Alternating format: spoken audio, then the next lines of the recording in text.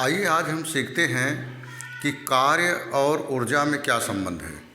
कभी कभी हम लोग पढ़ते रहते हैं और बिल्कुल हमको मालूम चलता है कि कार्य ही ऊर्जा है।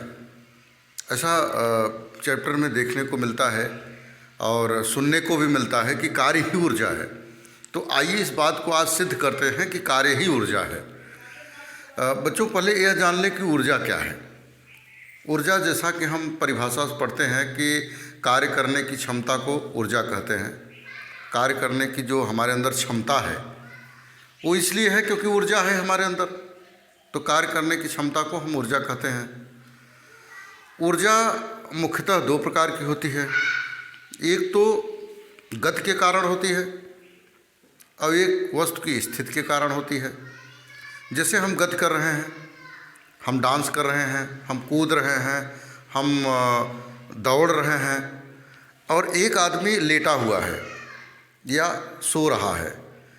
तो जो व्यक्ति दौड़ रहा है, रनिंग पोजीशन पर है, या वह व्यक्ति डांसिंग पोजीशन पर है, वह कहीं ज़्यादा एनर्जी लॉस कर रहा है किसकी अपेक्षा, जो कि सो रहा है।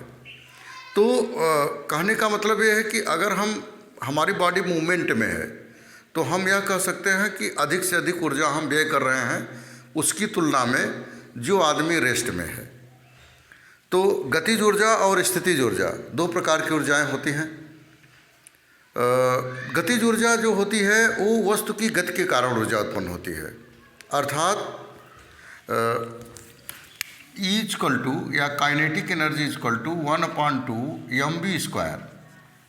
अगर इसमें वेलोसिटी, ध्यान दीजिए, अगर इसमें वेलोसिटी जीरो कर दिया जाए। आपने कहा सर आप कैसे प्रूव करेंगे कि गति के कारण जो ऊर्जा होती है गतिज ऊर्जा होती है, वो आप इस बात को प्रूव करके दिखाइए। तो मैंने कहा कि ऐसा करिए कि आप जो v है उसको जीरो कर दीजिए। आप कह रहे हैं कि गति के कारण ऊर्जा होती है, मैं कह रहा हूँ गति के कारण ऊर्जा होती है, आप कह रहे हैं नहीं गति के कारण ऊर्जा नहीं होती है। तो मैंने कहा ठीक है, वेलोसिटी जीरो कर दीजिए, उसका मोशन जीरो कर दीजिए। तब क्या k इक्वल टू क्या हो जाएगा, ये हो जाएगा m इंटू जीरो का स्क्वायर। तो सारी वैल्यू k की क्या आ गई, जीरो आ गई। तो अब आपको यह बात मालूम हो गया होगा कि अगर गति नहीं है, अगर मोशन नहीं है, तो वहाँ काइनेटिक एनर्जी नहीं होगा। अब हम पोटेंशियल एनर्जी की बात करेंगे और यह बात भी सिद्ध करेंगे कि कार्य ही ऊर्जा है। बच्चों, कभी कभी क्या होता है कि जैसे हम एक बाल्टी पानी लिए अपने ऊपर डाले, हमारे सिर पर चोट नहीं लगा, लेकिन वही बाल्टी का पानी किसी से मैंने कह दिया कि जाओ छत पर से मेरे ऊपर डालो। तो छत पर से जब उस गिराने लगा तो मेरे सिर में चोट लगने लगी बहुत तेज़ी से। जैसे कह लीजिए कि जब धनुष को खींचा नहीं गया, डोरी को खींचा नहीं गया धनुष में, और इसके बाद ऐसे ही किया गया, डोरी को नहीं खींच रहे हैं, और तब बाण को हम छोड़ें तो क्या होगा, आगे बढ़ेगा नहीं, वहीं गिर जाएगा। लेकिन धनुष पर हम तीर चढ़ाकर और डोरी को पीछे की ओर कस के खींचे और तब छोड़ें, तब देखिए कितना तेज़ी से भागता है। ये सब उदाहरण हमारे पोटेंशियल एनर्जी के हैं। दैनिक जीवन में जो पोटेंशियल एनर्जी हमारे जीवन में देखने को मिलता है दैनिक जीवन में, उन सब के उदाहरण हैं। जैसे ही हम छत पर पानी लेकर चढ़ते हैं ऊपर की ओर, तो पानी तो वही रहता है जो हम एक बाल्टी सर पे डाले थे, उसी बाल्टी में भरकर आप छत पर पहुंच गए। तो लेकिन आप क्या किए, ऊंचाई पर पहुंचे, तो उसमें पोटेंशियल एनर्जी संचित हो गई। धनुष वही है, तीर वही है, लेकिन आप जब डोरी नहीं खींचे थे तो तीर आगे नहीं गया, लेकिन जब तीर को खींच लिए आप कस के तो बहुत तेज़ी से आगे गया वो। क्यों? क्योंकि जैसे ही आपने धागे को खींचा उसमें पोटेंशियल एनर्जी संचित हो गई। जैसे अब पोटेंशियल एनर्जी को और हम आपको समझा रहे हैं अच्छे से। मान लीजिए कि यह एक ज़मीन है या कोई टेबल है, यहाँ से एक बाल है, ये बाल है, और इसको जो है उठाया गया, यहाँ पर रखा गया है। जब यहाँ पर ये बॉल रखा गया तो हम कह सकते हैं कि पोटेंशियल एनर्जी इसमें जो है वो Pe1 है, मान लीजिए Pe1 है। और जैसे ही इसको क्या किया गया, कार्य किया गया, इस पर कार्य करके इस गेंद को मैं यहाँ पहुँचा दिया, इसको उठाकर यहाँ से यहाँ पर रख दिया। तो कार्य की परिभाषा क्या हो गई कि जब किसी वस्तु को एक स्थान से दूसरे स्थान पर हम डिस्प्लेस्ड करते हैं, विस्थापित करते हैं, तो इस घटना को कार्य कहते हैं। तो मैंने गेंद को भी क्या किया, यहाँ से उठाया और यहाँ रख दिया, यहाँ पर रख दिया, यहाँ पर। अब देखिए, यहाँ से यहाँ पर विस्थापित किया मैं, यहाँ से यहाँ विस्थापित किया। हम जानते हैं कि कार्य बराबर क्या होता है, F×d होता है। आपने किताब लिया, ये जैसे ये किताब लिया यहाँ टेबल पर से, ये टेबल पर से किताब लिया और इस टेबल पर रख दिया आपने, इस टेबल पर रख दिया। तो यहाँ से यहाँ जो डिस्प्लेसमेंट हुआ वो क्या हो गया, वो d हुआ। इस टेबल से आपने किताब लिया, इस पर रख दिया, तो डिस्प्लेसमेंट क्या हुआ, d हुआ।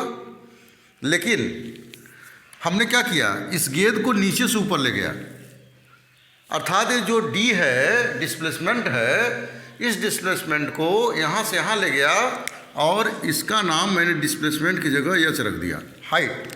h हाइट पर मैंने रख दिया।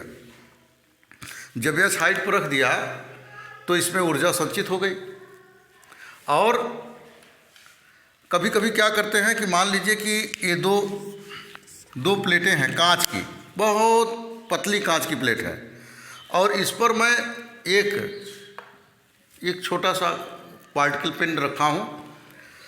और यह भी है कि अगर पिंड थोड़ा सा जोर दिया जाए पिंड के द्वारा तो ये टूट सकता है।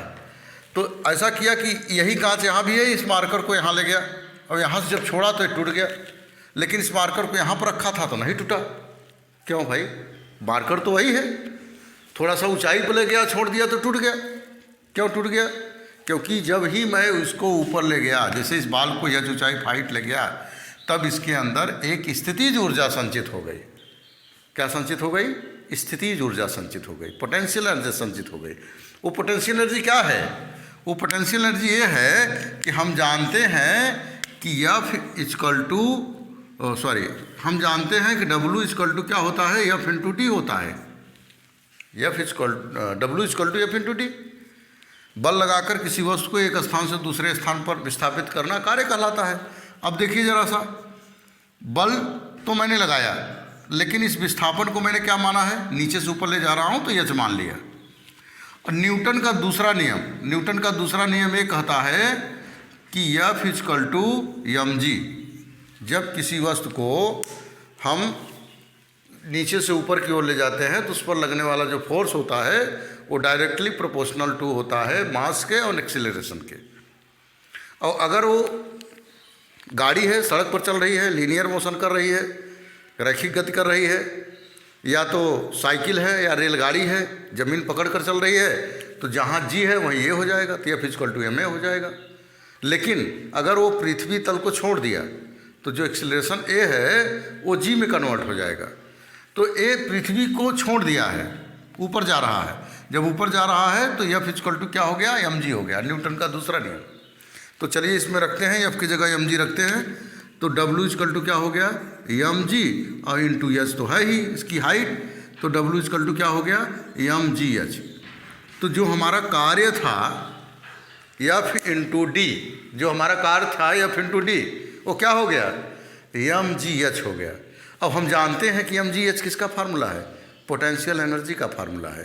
तो इसको हम लिख सकते हैं R Pe potential energy mgh। तो इस बात से यह सिद्ध होता